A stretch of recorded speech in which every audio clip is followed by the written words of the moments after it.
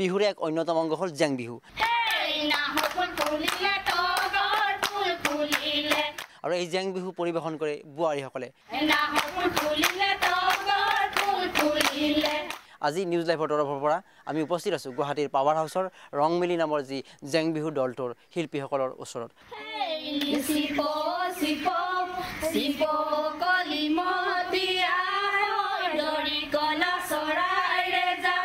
তেওঁলোকে আমাৰ সন্মুখত পৰিৱেশন কৰিব কেইবাটাও জেং বিহু প্ৰথমতে মই এই ৰংমিলি যি দল গঠন কৰা হৈছে জেং বিহু দলৰ এগৰাকী প্ৰতিনিধিৰ ওচৰলৈ মই যাব বিচাৰিছোঁ কি উদ্দেশ্যে আপোনালোকে এই দলটো এদিন গঠন কৰিছিল আমাৰ উদ্দেশ্য মানে আমি আমাৰ ৰংমিলি জেং বিহু দলটি মানে মহিলাসকলে কিমান ঘৰৰ ভিতৰত সোমাই থাকিব বহাগৰ মাহটো অলপ ফূৰ্তি ফাৰ্তা কৰোঁ বুলিয়ে সকলোৱে একত্ৰিত হৈ আমি ওলাই আহিছোঁ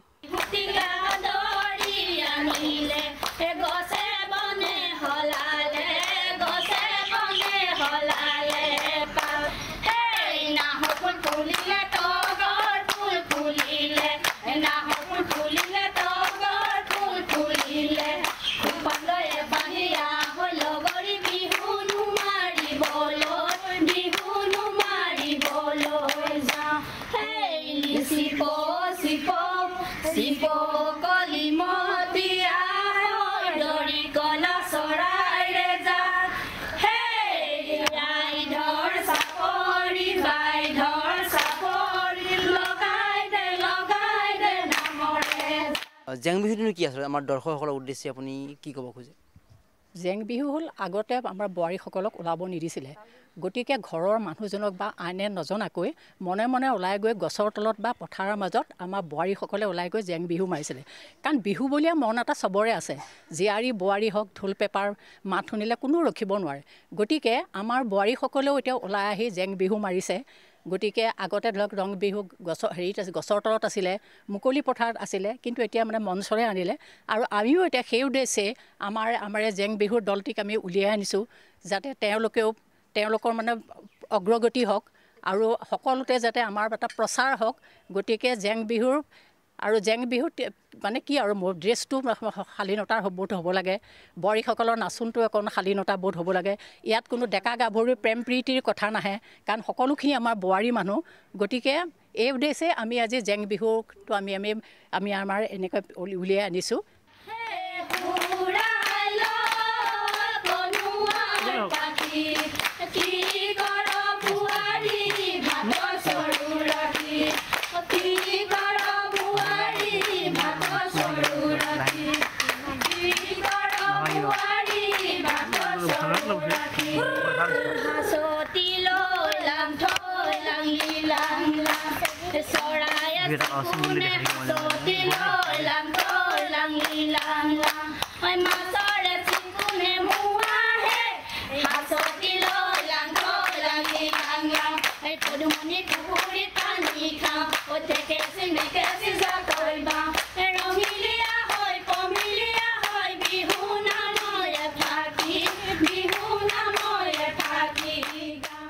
কি ক'ব আপুনি আমাৰ সকলোৱে মানে ফূৰ্তি তামাচা কৰি আমি নিজৰ প্ৰতিভা অকণ বিকাশ কৰিবলৈ চেষ্টা কৰিছোঁ লগতে পুৰুষসকলৰ সমানে আমি খোজ মিলাই যাবলৈ চেষ্টা কৰিছোঁ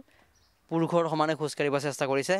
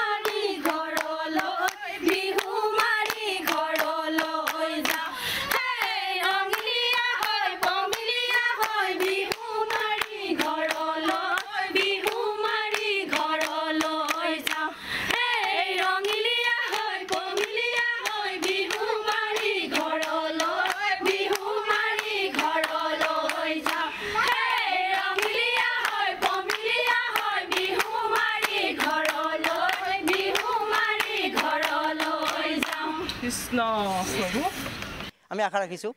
ৰংমিলি যি গুৱাহাটীৰ পাৱাৰ হাউচৰ ৰং মিলি জেং বিহু দলৰ যি শিল্পীসকল যি জেং বিহুৰ কাৰণে তেওঁলোকে প্ৰস্তুত হৈছে বা জেং বিহু আমাৰ আগত পৰিৱেশন কৰিলে তেওঁলোকৰ আদৰ্শ হিচাপে লৈ অসমৰ অন্যান্য প্ৰান্তৰ বোৱাৰীসকলেও আমাৰ এই জেং বিহু বা অন্য সাংস্কৃতিক কাৰ্যকলাপত অংশগ্ৰহণ কৰি অসমীয়া সংস্কৃতিক আৰু অধিক